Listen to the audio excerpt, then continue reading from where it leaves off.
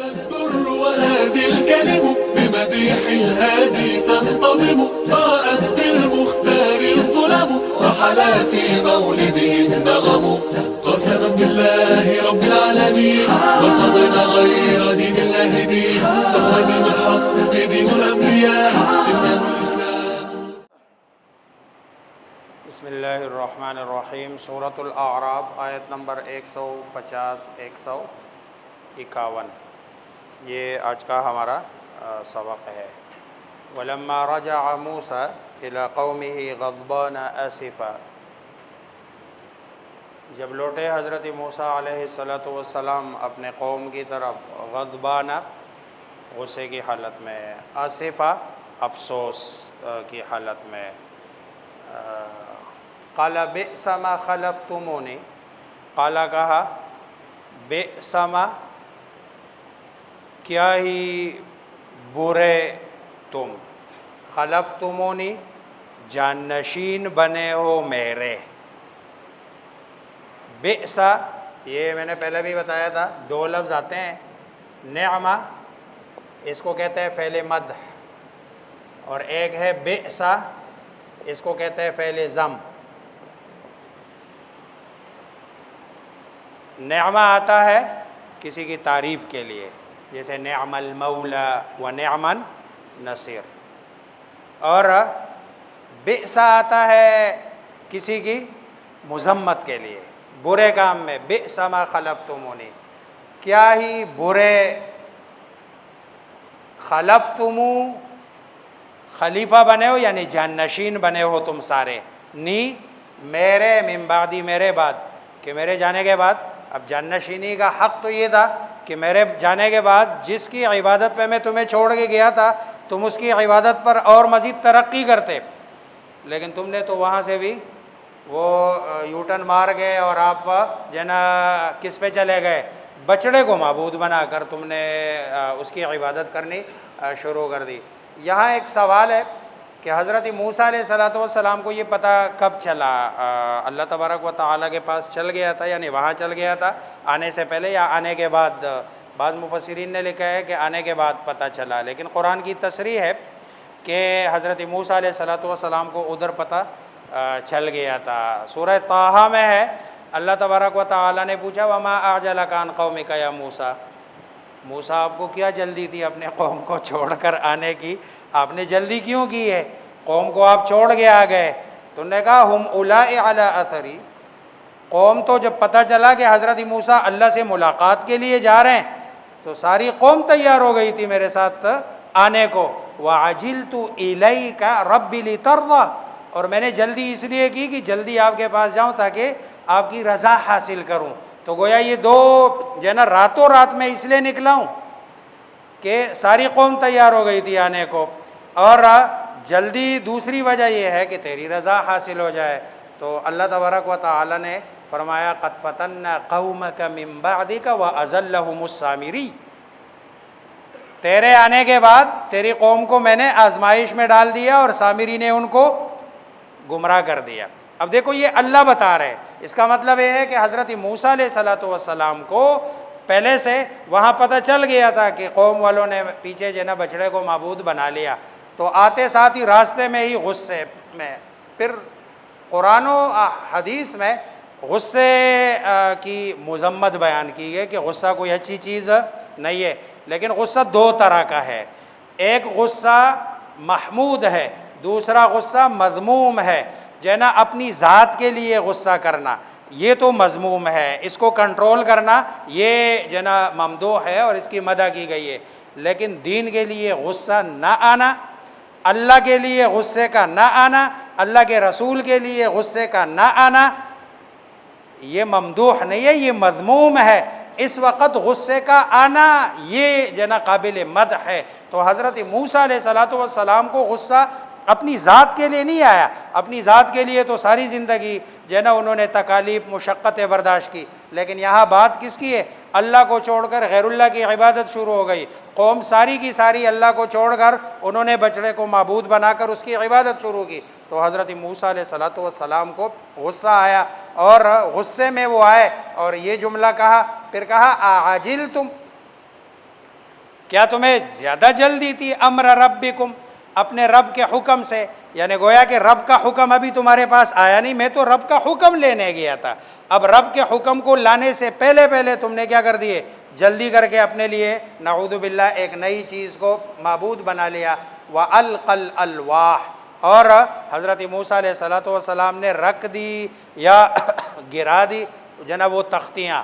اب یہ تختیاں، اس کو جناب بعض لوگ کہتے ہیں کہ حضرت موسیٰ علیہ السلام نے پھینک دی ہے اور وہ ٹوٹ گئی ہے، جس میں 6 تو پھر دوبارہ لے لی ہے، 7ویں نہیں لی ہے، 6 پہ تو احکامات لکھے ہوئے تھے، 7واں جس میں رحمت اور اس طرح کی چیزیں، اللہ کی محبت کی باتیں تھی۔ بہرحال قرآن اس بارے میں کیا ہے، خاموش ہے، لہذا ہم بھی اس پر خاموشی اختیار کریں گے۔ وَأَلْقَى الْأَلْوَاحَ، اب وَأَلْقَى الْأَلْوَاحَ رکھنا، یا جب بندہ زیادہ غصہ ہوتا ہے تو چیز کو رکھتا ہے تھوڑا سا اس کے ساتھ، تو وَأَلْقَى الْأَلْوَاحَ وَأَخَذَ بِرَأْسِ أَخِيهِ، اور انہوں نے پکڑ لیا اپنے بھائی کے سر کو۔ اب یہ سر کا پکڑنا بھی، اس میں بھی 2 نقطۂ نظر ہے۔ ایک تو نقطۂ نظر یہ ہے کہ انہوں نے غصے میں غضبناک ہو کر، جیسے کہ کوئی بندہ اپنے بھائی پہ غصہ ہوتا ہے اور وہ اس کو پکڑ کے اپنی طرف کھینچتا ہے، لیکن بعض مفسرین کہتے ہیں نہیں، یہ غصے والا پکڑنا نہیں ہے، یہ جیسے آپ بہت سارے علاقوں میں آج بھی اگر کسی سے کوئی ایسی بات کرنی ہو نا کہ جس میں بندے کو غصہ بھی ہو اور ساتھ میں افسوس بھی ہو، تو اس کی داڑھی پکڑ کے یوں کرتا ہے۔ گویا کہ حضرت موسیٰ علیہ السلام کا یہ پکڑنا اس کو سزا دینے کے لیے نہیں تھا، بلکہ حضرت موسیٰ علیہ السلام کا اس کو پکڑنا اپنی طرف متوجہ کرنے کے لیے اور اپنے قریب آنے کے لیے۔ لیکن اگر چلو 1 سیکنڈ کے لیے اگر وہ سزا دینے کے لیے یا ناراضگی کا اظہار بھی تھا، تو بھائیوں میں کوئی یہ اتنا بڑا مسئلہ نہیں ہے، ہوتا رہتا ہے بھائیوں میں۔ وَأَخَذَ بِرَأْسِ أَخِيهِ يَجُرُّهُ إِلَيْهِ، اور وہ اس کو کھینچ رہا ہے اپنی طرف۔ قال يَا ابْنَ أُمَّ، اے میرے ماں کے بیٹے، حالانکہ باپ دونوں کا ایک ہے، لیکن ماں کی طرف نسبت کر کے محبت یاد دلائیے۔ آپ نے دیکھا ہوگا یہ جو ماں والے رشتے ہوتے ہیں نا، ماں کی طرف جتنے بھی رشتے ہیں، اس کو عربی میں کہتے ہیں ذوی الارحام، اور جو باپ والے رشتے ہوتے ہیں اس کو عربی والے کہتے ہیں عصبات۔ عصبہ کہتے ہیں یہ جو پٹے ہیں نا، پٹے، اس کو عربی میں عصبہ کہتے ہیں، اور ذوی الارحام رحم سے ہے۔ تو ماں والے رشتوں میں رحم والا ایلیمنٹ زیادہ ہے، اور باپ والے رشتوں میں رحم والا ایلیمنٹ تو نہیں ہے، لیکن آپ کے پٹے کدھر سے مضبوط ہوں گے؟ آپ کے لیے بندوق جو اٹھاتا ہے وہ چچا زاد اٹھائے گا، آپ کا ماموں نہیں اٹھائے گا، آپ کا ماموزاد نہیں اٹھائے گا، آپ کا خالہ زاد نہیں اٹھائے گا۔ آپ کے لیے لڑائی میں آگے آگے آپ کا چچا زاد، تایا زاد اور یہ والے رشتے ہوں گے۔ اسی لیے حضرت ہارون علیہ السلام نے بھی باپ کی طرف بھائی نہیں کہا یا ابن ام، اے میرے ماں کے بیٹے، گویا کہ ماں کو بیچ میں لا کر ان کو وہ محبت والا جو جذبہ ہے اس کو ابھارنے کی کوشش کی۔ ان القوم استضعفونی، میرے قوم نے تو مجھے کمزور سمجھ لیا تھا، اور کمزور سمجھ کے گویا کہ سارے جمع ہو کر مجھ سے ایک ہی مطالبہ کر رہے تھے۔ وَكَادُوا يَقْتُلُونَنِي، اور اگر میں ان کی بات نہ مانتا تو قریب تھا یہ مجھے کیا کر دیتے، قتل کر دیتے۔ فَلَا تُشْمِتْ، لہذا آپ خوش نہ کیجئے بیا، مجھ پر الاعداء، دشمنوں کو، یعنی آپ میرے ساتھ جو غصہ کر رہے ہیں تو اس غصے سے ہمارے اور آپ کے جو مشترکہ دشمن ہیں وہ سارے کے سارے کیا ہو رہے ہیں، خوش ہو رہے۔ لہذا فلا تشمت بی الاعداء، اور نہ خوش کر مجھ پر دشمنوں کو، ولا تجعلنی، کہ ایک طرف تو یہ مجھے تنگ کرتے رہے اور اب آپ بھی ڈانٹ رہے ہیں اور یہ کہیں گے چلو ہم نے کام بھی کرا دیا اور ڈانٹ بھی انہی کو پلوا دی ہے۔ ولا تجعلنی، اور نہ بنا تو مجھے مع القوم الظالمین، ظالم قوم کے ساتھ۔ حضرت موسیٰ علیہ السلام نے اب اللہ کے دربار میں ہاتھ اٹھائے، قال، فرمایا رب اغفر لی، اے اللہ مجھے بھی معاف کر دے، کیونکہ میں نے بھی غصہ کیا، اضافی کیا، بھائی کو ڈانٹا، ولی اخی، اور میرے بھائی نے بھی جو ذمہ داری ان کو دی تھی جو ہے نا اگرچہ مجبوری میں لیکن بہرحال وہ پوری نہ کر سکے، آپ ان کی بھی بخشش کر دے۔ یہ جو ہے نا قرآن مجھے اور آپ کو، دیکھو بظاہر جتنی ان کی جو ہے نا وسعت تھی، جتنے کے وہ مکلف تھے وہ سارا کرتے رہے، لیکن ظاہری بات ہے نتائج تو وہ نکلے ہیں کہ جو اللہ تبارک و تعالیٰ کو پسندیدہ نہیں تھے۔ اس لیے حالانکہ ان کا کوئی قصور نہیں تھا، لیکن پھر بھی ہاتھ کس کی طرف اٹھا رہے؟ اللہ کی طرف، کہ اللہ ہمیں بخش دے، وَأَدْخِلْنَا فِي رَحْمَتِكَ، اور ہمیں داخل کر دے اپنی رحمت میں، وَأَنْتَ أَرْحَمُ الرَّاحِمِينَ، اور تو بہترین رحم کرنے والا ہے۔ وَلَمَّا رَجَعَ مُوسیٰ، اور جب رجع لوٹے موسیٰ علیہ السلام الی قومہ، اپنی قوم کی طرف، غضبان،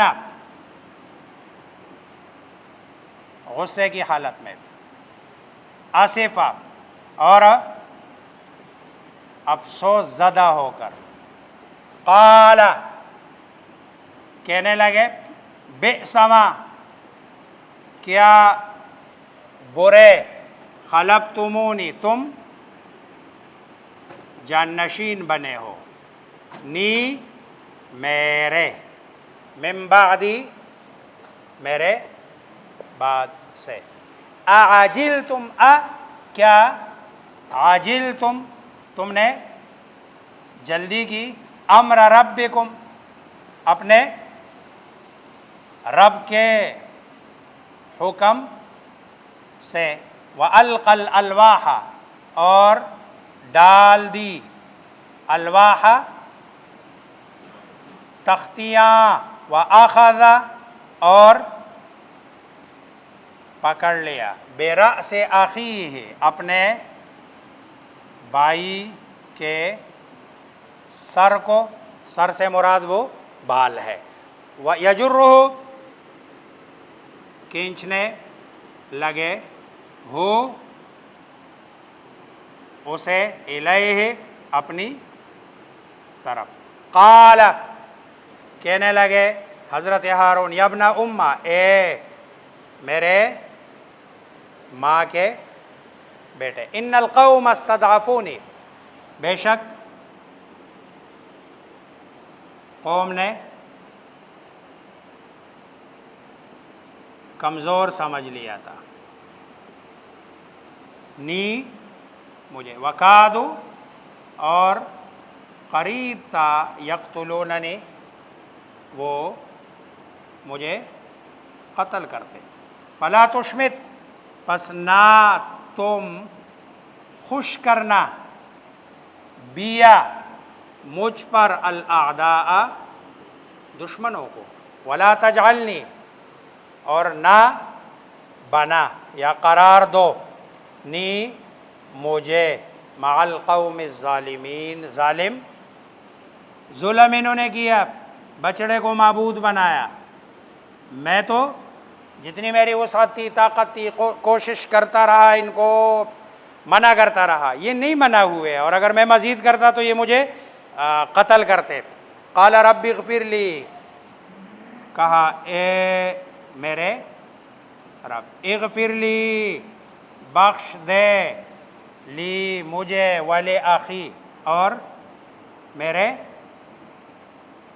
بھائی کو، وادخلنا، اور داخل کر دے، مجھے، فی رحمت، ہمیں، فی رحمتک، اپنی رحمت میں، وانت، اور تو ارحم، زیادہ رحم کرنے والا ہے، رحم کرنے والوں سے، یعنی گویا تو سب سے زیادہ رحم کرنے والا ہے۔ وَلَمَّا رَجَعَ مُوسَىٰ إِلَىٰ قَوْمِهِ غَضْبَانَ آصِفًا، اور جب لوٹے موسیٰ علیہ السلام اپنے قوم کی طرف غصے کی حالت میں، افسوس زدہ ہو کر، قَالَ بِئْسَ مَا خَلَفْتُمُونِي مِن بَعْدِي، کیا ہی بری جو ہے نا جانشینی کی ہے تم نے میرے بعد، اعجلتم امر ربکم، کیا تم نے جلدی کی ہے اپنے رب کے حکم سے، وَأَلْقَى الْأَلْوَاحَ، اور ڈال دی تختیاں، وَأَخَذَ بِرَأْسِ أَخِيهِ يَجُرُّهُ إِلَيْهِ، اور پکڑ لیا اپنے بھائی کے سر کو، کھینچنے لگے اپنی طرف اسے، قال یا ابن امہ، کہا اے میرے ماں کے بیٹے، ان القوم استضعفونی، میرے قوم نے مجھے کمزور سمجھ لیا تھا، وکادوا یقتلوننی، اور قریب تھا کہ وہ مجھے قتل کرتے، فلا تشمت بی الاعداء، اور نہ تم خوش کرنا مجھ پر دشمنوں کو، ولا تجعلنی، اور نہ قرار دو، نہ بناؤ مجھے ظالم قوم سے۔ قال، فرمانے لگے، ربی اغفر لی، اے اللہ بخش دے میرے لیے، ولی اخی، اور میرے بھائی کے لیے، وادخلنا فی رحمتک، اور داخل کر دے ہمیں فی رحمتک، اپنی رحمت میں، وانت ارحم الراحمین، اور تو سب سے زیادہ رحم کرنے والا ہے۔ اللہ ہماری بھی بخشش اور مغفرت فرمائے، اور اللہ ہم پر بھی اپنا رحم فرمائے۔